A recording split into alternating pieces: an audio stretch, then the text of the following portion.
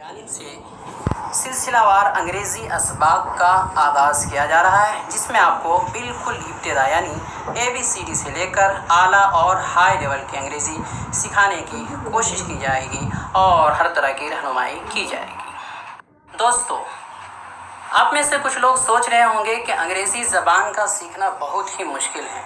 हालांकि ऐसा बिल्कुल भी नहीं है। As I think it's very easy.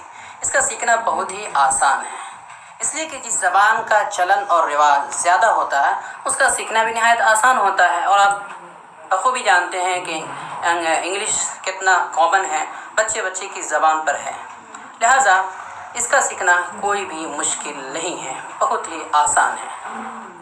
अलबत्ता किसी भी फ़न, किसी भी ज़बान को सीखने के लिए कुछ न कुछ मेहनत की ज़रूरत पड़ती ही है, कुछ न कुछ मेहनत दरकार होती ही है।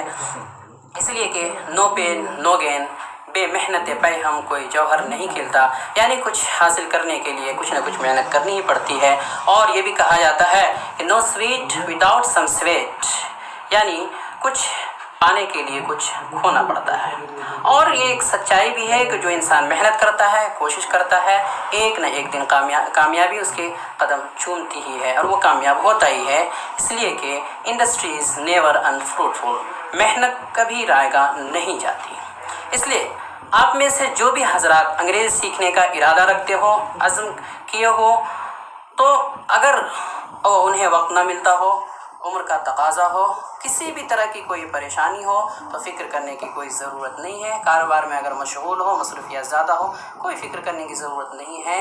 हम ये चैनल आपके लिए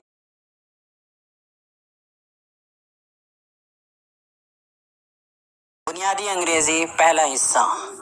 दोस्तों, जिस फ़न के ज़रिए हम इंग्लिश सही तौर पर लिख पढ़ और बोल सकते हैं उसे ग्रामर कहते हैं। इसलिए कि ग्रामर ही हर ज़बान की रीढ़ होती है। ट्रांसलेशन यानी तर्जमा करने के लिए ग्रामर का जानना बेहद ज़रूरी है। इससे हर किस्म की गलतियों से बचा जा सकता है। लिहाजा मुकम्मल ग्रामर न सही, कम से कम बेसिक ग्रामर यानी बेसिक अंग्रेज़ी, बेसिक क़वाइद जाने बगैर कोई चारा कार नहीं है। तो आइए कुछ बेसिक चीज़ें यानी बुनियादी चीज़ें सीखते हैं। नंबर 1, पहला है अंग्रेज़ी में ए से लेकर जेड तक।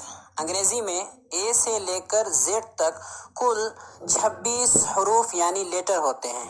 नंबर 1, अंग्रेज़ी में ए से लेकर जेड तक कुल 26 हरूफ यानी लेटर्स होते हैं। आप नक्शे में देख सकते हैं, ये है।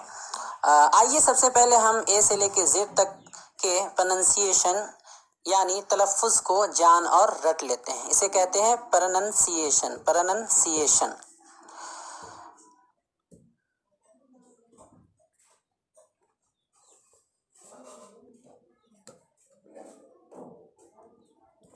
तो सब इनके तलफ़ुज़ को जान लेते हैं। A B C D E F G H I, इसे आई नहीं पढ़ते हैं, I. K L M N O P Q R U V, इसे भी है वी, इसे वी पढ़ते हैं, वी। और इसके अदा करने का तरीका ये है कि आप ऊपर के दांतों को नीचे के होंठ पर रखें तो अदा हो जाएगा खुद ब खुद, वी। अगला है डब्ल्यू। डब्ल्यू नहीं है, डब्ल्यू को मिला देना है, डब्ल्यू। X Y